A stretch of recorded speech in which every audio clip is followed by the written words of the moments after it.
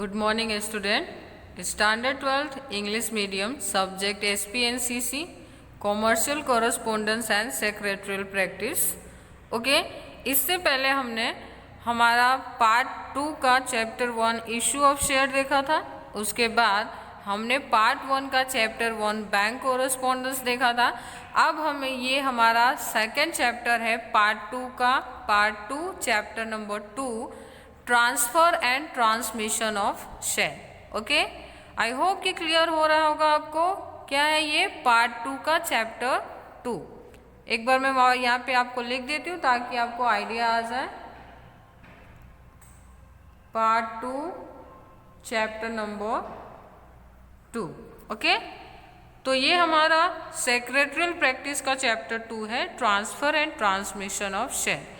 अब transfer and transmission of share होता क्या है उसके बारे में हम देखते हैं कि हम शेयर ट्रांसफर कब करते हैं और शेयर को ट्रांसमिशन कब करते हैं। देखने में दोनों वर्ड्स थोड़े सिमिलर लगेंगे लेकिन दोनों में बहुत ज़्यादा डिफरेंस है। तो हम यहाँ पे ये ध्यान देने वाले हैं कि कौन से कंडीशंस ऐसे अराइज होंगे शेयर होल्डर के सामने जब वो ट्रांसफ़र करेंगे शेयर्स को, और कौन से ऐसे सिचुएशंस होंगे जब उनको ट्रांसमिशन करने पड़ेंगे। तो चले देखते हैं अपना इंट्रोडक्शन क्या दिया हुआ। इंट्रोडक्शन में देखो आप, partnership form come into existence due to limitations of sole proprietorship. Okay, आप देख रहे हो यहाँ पे ये बहुत ही इंपॉर्टेंट क्वेश्चन बनता है 1 मार्क के लिए कि पार्टनरशिप फॉर्म किस तरह से मार्केट में एग्जिस्ट हुआ। What are the reason of partnership form came into existence to due to limitations of sole proprietorship। जब इंडिविजुअल फॉर्म जिसको आप सोल प्रोप्राइटरशिप, जिसका ओनर एक ही पर्सन होता है, उसको मैनेजमेंट, उसकी प्रॉफिट लॉस सिर्फ एक सोल पर्सन जिसको फेस करता है, जिसको आप सोल प्रोप्राइटरशिप कहते हो। तो जब हमारे इंडिया में सोल प्रोप्राइटरशिप जो फॉर्म्स थे जो स्टार्ट हुए, लेकिन उसके कुछ लिमिटेशंस की वजह से कहीं पे आप देखो एक पर्सन जब भी काम करेंगे तो उनकी कुछ ना कुछ लिमिटेशंस तो होंगी, यानी वो प्रॉपर तरीके से सब जगह पे, हाँ आप कितने भी कैपेबल हो लेकिन कहीं ना कहीं कुछ ऐसे लिमिटेशंस तो आएंगे जिसकी वजह से आपको प्रॉब्लम फेस करनी पड़ सकती है। इसलिए ये बहुत सारी लिमिटेशंस, वो डिसीजन सही टाइम पे नहीं ले सकता था, गुड्स को सही टाइम पे डिलीवर नहीं कर सकता था, जो बहुत सारी कमियां थी, जो लिमिटेशंस थे जिसकी वजह से हमारा पार्टनरशिप फॉर्म मार्केट में एग्जिस्ट हुआ। ओके, हम नेक्स्ट देखते हैं। And the limitations of partnership form have give the birth of company formation.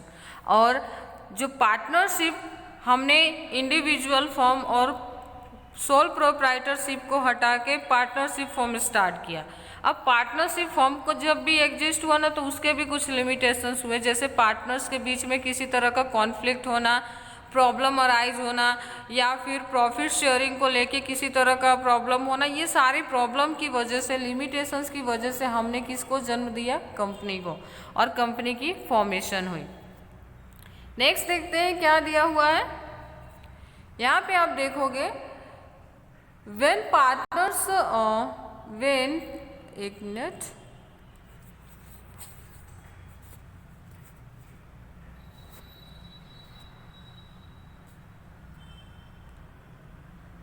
okay, when partners separate in the partnership form the procedure is long and complex। when partners separate in partnership form procedure is long and complex. Partners जो होते हैं अगर separate हो partnership form के अंदर तो उसमें जो प्रोसीजर होते हैं वो बहुत लॉन्ग एंड कॉम्प्लेक्स का मतलब क्या होता है, जटिल हो जाता है, बहुत ही डिफ़िकल्ट हो जाता है चीज़ों को मैनेज करना। तो यहाँ पे in a company no much procedure is required, इसलिए कंपनी को हम फॉर्म में लाए, कंपनी को हम एग्जिस्ट किए जिसमें बहुत ज़्यादा प्रोसीजर करने की ज़रूरत नहीं होती है, कोई इसके लिए रिस्पॉन्सिबल जनरली नहीं ठहराया जा सकता। ओके, नेक्स्ट आ रहा है in public company if shareholder sell his share his ownership and. Partnership form में जब तक सारे पार्टनर्स आपसी सहमति के साथ एक सहमत ना हो तब तक आप पार्टनरशिप फॉर्म को बंद नहीं कर सकते। किसी पार्टनर्स को आप हटा सकते हो, पर पार्टनरशिप फॉर्म तब तक बंद नहीं होगा। पार्टनरशिप में क्या होता है ना कि जैसे कि 3 पार्टनर है, suppose A, B and C। इसमें से C ना अपनी मर्जी से या किसी भी रीजन की वजह से अगर पार्टनरशिप फॉर्म छोड़ के जा रहा है, तो बाकी ये 2 बचे हैं ना, वो ऐसा नहीं कि पार्टनरशिप फॉर्म को चालू रखेंगे। पार्टनरशिप फॉर्म में से कोई भी एक पर्सन निकलता है, मतलब कि पार्टनरशिप फॉर्म का क्या हो जाता है, एंड हो जाता है, वो चीज़ें उसी दिन बंद हो जाती है। अब बचे A एंड B। अब A एंड B जो बचे हैं वो अगर चाहें तो आगे अपनी बिजनेस नए तरीके से शुरू करेंगे, वो पुरानी वाली पार्टनरशिप फॉर्म चालू नहीं रहेगी। तो आप, आई होप कि आपको समझ में आ रहा होगा मैं क्या कहना चाह रही हूँ। नेक्स्ट देखते हैं।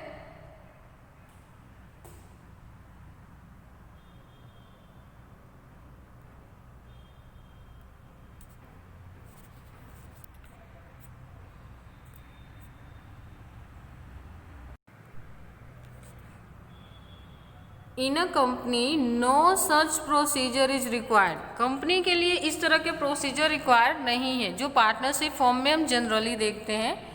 In a public company if shareholder sell his share his ownership end. जो कंपनीज होती है, कंपनीज के जब आप शेयर परचेज करते हो तो आप कंपनी के ओनरशिप लेते हो, उसमें भी जब आप इक्विटी शेयर परचेज करते हो तो आपको कंपनी की ओनरशिप मिलती है। कितनी ओनरशिप मिलती है, तो जितने % आपके पास शेयर होते हैं। जैसे ही आप अपना शेयर को क्या कर देते हो, सेल कर देते हो, वैसे ही आपका जो ओनरशिप होती है कंपनी के साथ वो खत्म हो जाती है। आगे आप किसी भी चीज़ के लिए वहाँ पे रिस्पॉन्सिबल नहीं माने जाते हो। नेक्स्ट देखते हैं।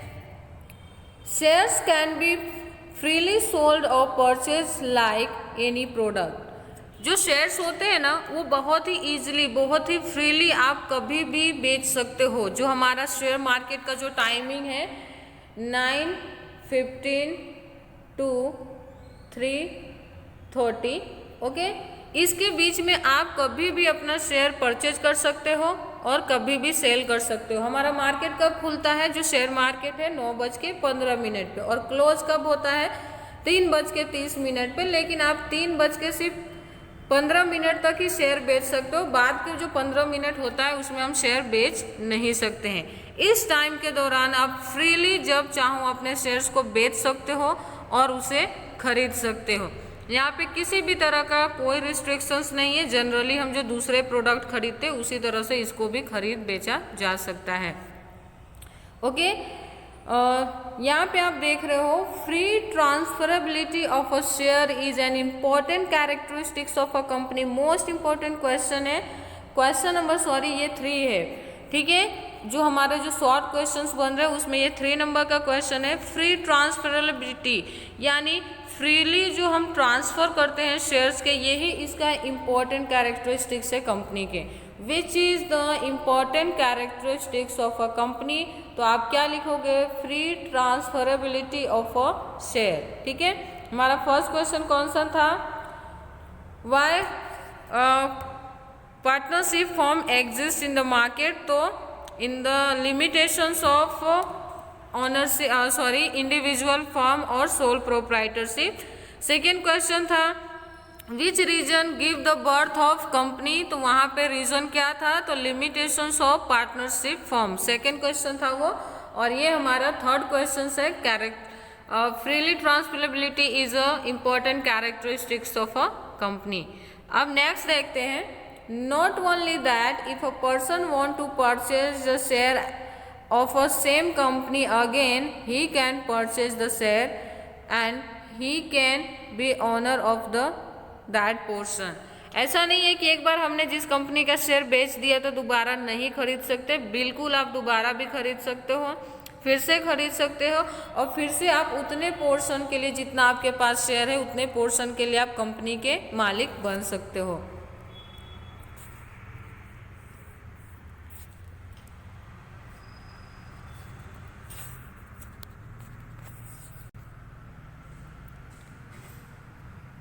ओके, नेक्स्ट आता है this right is absolute right which can not प्रोविटेड by the company. ये शेयर होल्डर को मिलने वाला एक कंपलसरी राइट है जिसको कंपनी भी मना नहीं कर सकती है। नेक्स्ट देख लेते हैं हम क्या दिया हुआ है।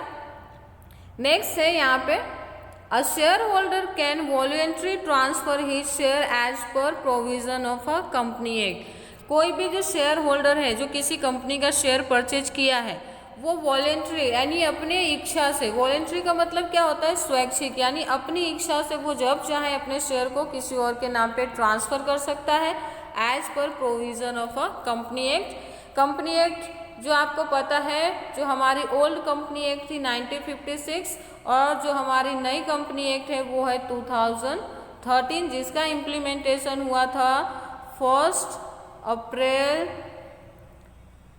2014 को। ओके, ये जो नई वाली कंपनी थी ये इम्प्लीमेंटेशन में कब से आया था, तो अप्रैल 2014। ओके, नेक्स्ट देख लेते हैं। Moreover when a share are compulsory transfer by operation of law, लेकिन इसके अलावा भी जो कंपल्सरीली ट्रांसफ़र है जो ऑपरेशन ऑफ लॉ के अकॉर्डिंग हम कर सकते हैं, then such a transfer is called transmission of share. Okay, generally आप अपने शेयर को बिना किसी रिस्ट्रिक्शंस के कंपनी के प्रोविज़न एक्ट को फॉलो करते हुए ट्रांसफ़र कर सकते हो, लेकिन जब ऑपरेशन ऑफ लॉ का यूज़ करना पड़े यानी किसी भी तरह की जो कानूनी दाव पेच किसी में इंक्लूड हो जाए ना, तो वो शेयर ट्रांसफ़र नहीं होता बल्कि उसका क्या करते हैं हम, ट्रांसमिशन करते हैं। अब यहाँ पे जानने जैसी एक बात याद रखना है अपने कि यहाँ पे ट्रांसमिशन ऑफ शेयर का डेफिनेशन क्या है। ओके, तो यहाँ देख रहे हो, when share are compulsorily transfer by operation of law then such a transfer of share is called transmission of share. जब कभी भी कोई शेयर न चाहते हुए भी कंपल्सरी ढंग से ऑपरेशन ऑफ लॉ को फॉलो करते हुए ट्रांसफर करना पड़े उसको ट्रांसमिशन ऑफ शेयर कहते हैं। In this chapter we will learn about share transfer and transmission. इस चैप्टर में हम शेयर ट्रांसफर और ट्रांसमिशन में क्या डिफरेंस है, ये कौन से सिचुएशन में होते हैं, यही हम पढ़ने वाले हैं। ओके, अब यहाँ पे मैं आपको एक इम्पॉर्टेंट चीज़ बता देती हूँ कि ट्रांसफ़र कब होता है। ट्रांसफ़र आप अपनी इच्छा से करते हो। ट्रांसफ़र हम तभी कर सकते हैं जब शेयर के ऑनर मैं हूँ और मुझे ट्रांसफ़र करना है तो मैं ट्रांसफ़र कर सकती हूँ, कभी भी कर सकती हूँ, किसी को भी कर सकती हूँ। लेकिन ट्रांसमिशन ऑफ शेयर कब होता है, तो जब शेयर होल्डर जिसके नाम पे शेयर था वो पर्सन या तो मर जाता है यानी उसकी डेथ हो जाती है, या फिर वो पूरी तरह से अनसाउंड माइंड हो जाता है, मीन्स कि पागल हो जाता है एक तरह से और वो किसी तरह का डिसीजन लेने में कैपेबल नहीं होता है, तो जो शेयर मार्केट है उसकी तरफ से गवर्नमेंट क्या करती है, उसके नॉमिनी को फाइंड आउट करती है कि उस शेयर होल्डर का नॉमिनी कौन है और उसके नाम पे जब हम उस शेयर को ट्रांसफ़र करते हैं उसको हम कहते हैं transmission of share. Okay okay, now next है meaning of share transfer. In a general sense share transfer is the act in which shareholder voluntarily sell his share to the another, waiving his right of ownership and transferring the title of share to the name of other. In a general sense अगर हम common तरीके से ये समझने की कोशिश करें कि शेयर ट्रांसफ़र क्या है, तो share transfer is the act. Share transfer एक एक्ट है जहाँ पे शेयर होल्डर वॉलेंट्री यानी अपनी इच्छा से अपने नाम का शेयर और जो उसके जो शेयर परचेज करते ही जो हमें ऑनरशिप का अधिकार मिलता है वो जब आप टाइटल किसी और के नाम पे ट्रांसफ़र करते हो जिसको हम कहते हैं शेयर ट्रांसफ़र। ओके, अब देख लेते हैं डेफिनेशन क्या दिया है। When a shareholder is anticipation to approval by company voluntary waive his title of ownership और right of share in the favour of other person या persons and when there is a transfer of the title of ownership to the shares is called transfer of share। Definition क्या दिया गया है, same थोड़े से words change किए हैं। Anticipation of approval by company, company ने अप्रूव किया हो कि आप शेयर ट्रांसफ़र कर सकते हो और वो अपनी इच्छा से जब अपने नाम का जो टाइटल होता है शेयर के जो ऑनरशिप होती है वो किसी एक पर्सन या पर्सन्स एक से ज़्यादा लोगों के नाम पे ट्रांसफ़र करता है जिसको हम शेयर ट्रांसफ़र कहते हैं।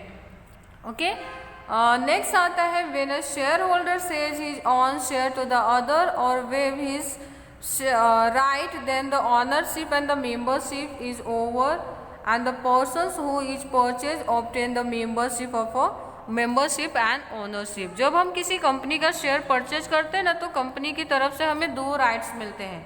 कितने राइट्स मिलते हैं? 2 राइट्स हमें प्रोवाइड की जाती है कंपनी की तरफ से, जिसमें से फर्स्ट वन क्या होता है हमारे पास? जो फर्स्ट वन होता है आपको वो ऑनरशिप मिलता है, यानी जितने नंबर ऑफ शेयर्स आपके पास होंगे उतने शेयर्स के आप ओनर हो कंपनी के। आज सेकेंड वन मिलता है मेंबरशिप, यानी कंपनी के आप एक मेंबर हो, इम्पॉर्टेंट मेंबर हो, जो कंपनी की एक रजिस्टर्ड होती है जहाँ पे हमारा नाम ऐड करके हमें मेंबर बनाया जाता है। तो जब भी आप शेयर ट्रांसफ़र करते हो, यानी किसी और पर्सन के नाम पे उस चीज़ों को ट्रांसफ़र करते हो, तो उस सिचुएशन में क्या होता है कि आपकी जो कंपनी के साथ ओनरशिप है, मेंबरशिप होती है, वो खत्म होती है, और जो दूसरा पर्सन शेयर परचेज करता है उसको वो मेंबरशिप एंड ओनरशिप मिल जाती है। उसके बाद आता है here one thing should be noted that, यहाँ पे एक चीज़ ऐसा है जो हमें नोट करने जैसा है। This procedure is treated to the completely only when transfer is approved by company. ये सारी चीज़ें आप कब कर सकोगे? मीन्स कि ट्रांसफ़र ऑफ शेयर आप कर सकोगे, ऐसा नहीं है, बिल्कुल भी कर सकते हो, अपनी इच्छा से कर सकते हो, लेकिन ये सारी चीज़ें करने के लिए, इस प्रोसीजर में हमें जाने के लिए ये बहुत ज़रूरी है कि कंपनी इन सिचुएशन को अप्रूव करे। यानी कंपनी हमें अप्रूवल कब देगी? जब आप शेयर्स के सारे पैसे पे कर दिए होगे, आप किसी भी तरह से इलीगल मैटर में इन्वॉल्व नहीं होगे, आप किसी इलीगल तरीके से शेयर ट्रांसफ़र नहीं कर रहे होगे, तो उस सिचुएशन में कंपनी आपको अप्रूवल देगी और आप अपना शेयर जनरली दूसरों के नाम पे ट्रांसफ़र कर पाओगे। आज हम यहीं तक रखते हैं, नेक्स्ट लेक्चर में हम इम्पोर्टेंस ऑफ शेयर ट्रांसफ़र देखेंगे। आई होप कि जो भी मैंने आपको समझाया वो आपको समझ में आया होगा। Thank you.